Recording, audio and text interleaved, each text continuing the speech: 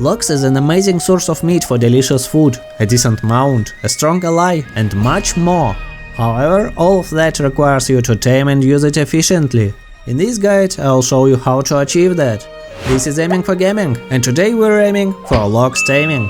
The name Lox is a combination of the words lizard and ox, which perfectly describes its appearance. You can tame Lox for its meat or hide, and once tamed, it can be a powerful ally or a trusty mount.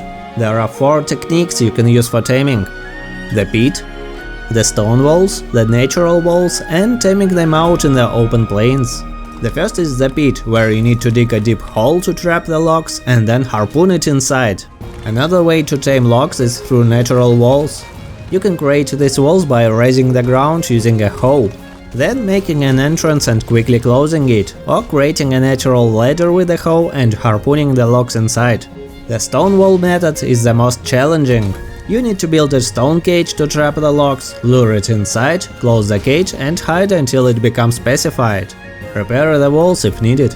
But be warned, this method is not for the faint of heart. Lox can break down the walls, forcing you to start over. If you don't want to go through all that hassle, there is an easier way. Find a wild Lox, sneak in and throw some cloudberries nearby.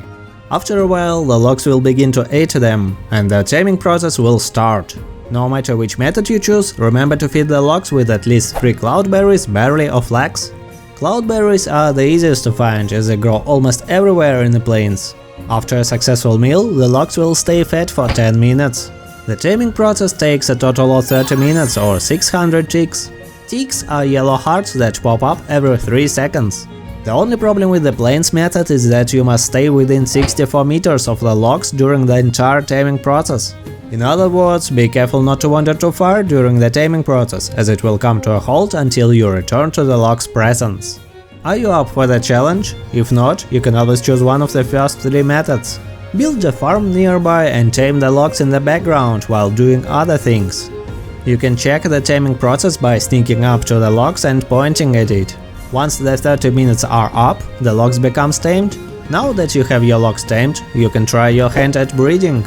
By the way, clicking the like button on this video will show me that you enjoyed it. It's very important to me and motivates me to make more guides for you. By default, you cannot use a harpoon to move Lox where you want. However, you can turn friendly fire on and use the harpoon without any issues.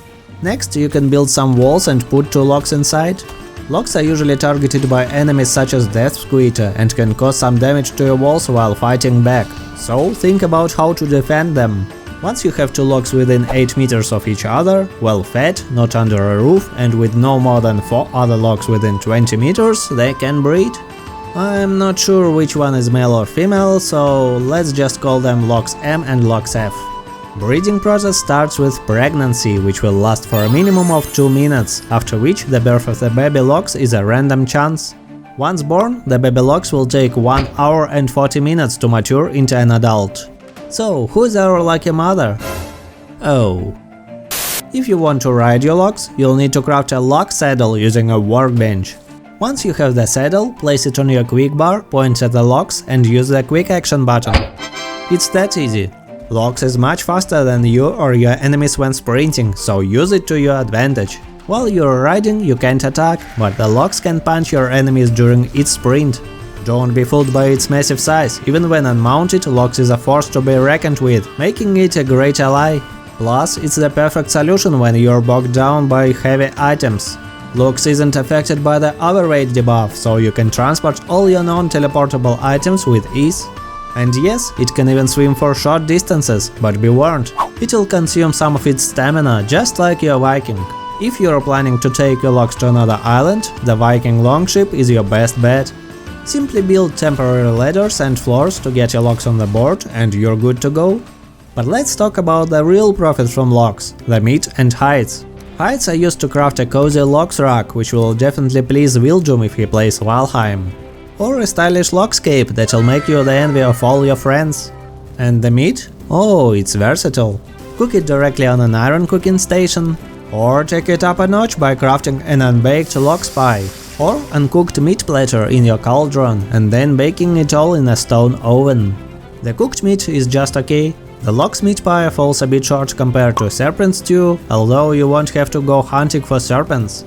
And if you're feeling adventurous, go for the meat platter, which has the same bonuses as serpent stew but requires a visit to Mistlands, some rabbit and seeker hunting, and a cauldron upgrade to level 5. And now you know how to tame and use logs in many different ways. I hope you have achieved what you were aiming for today.